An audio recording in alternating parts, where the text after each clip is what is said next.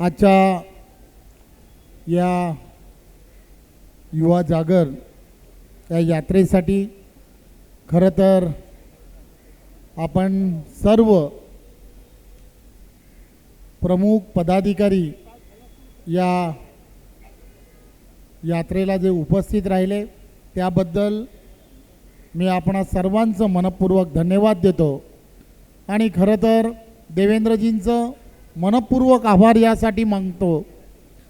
की त्यांनी या युवा शक्तीने हा पहिला कार्यक्रम की जो कार्यक्रम देशाचे पंतप्रधान नरेंद्र मोदीजी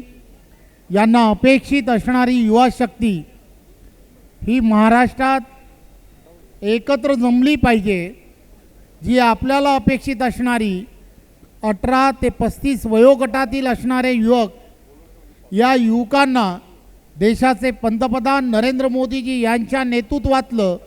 केंद्रातलं सरकार आणि राज्यातलं आपल्या नेतृत्वातलं सरकार ज्या ताकदीने देश आणि राज्य हे अग्रेसर होण्यासाठी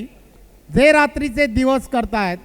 हे गावाखेड्यापर्यंत असणाऱ्या या युवा शक्तीला आपण प्रत्यक्षात जाऊन त्यांची भेट घेऊन त्यांना सगळ्यांना, मग तो शेतकरी असेल, कष्टकरी असेल किंवा एखाद्या IT कंपनीमध्ये काम करणारा एक सुशिक्षित असा तरुण असेल, या प्रत्येकाच्या जीवनामध्ये केंद्रातलं आणि राज्यातलं सरकार कशा ताकदीने काम करत आहे हे सांगण्यासाठी आपण जी यात्रा जी आज त्याची सुरुवात करताय,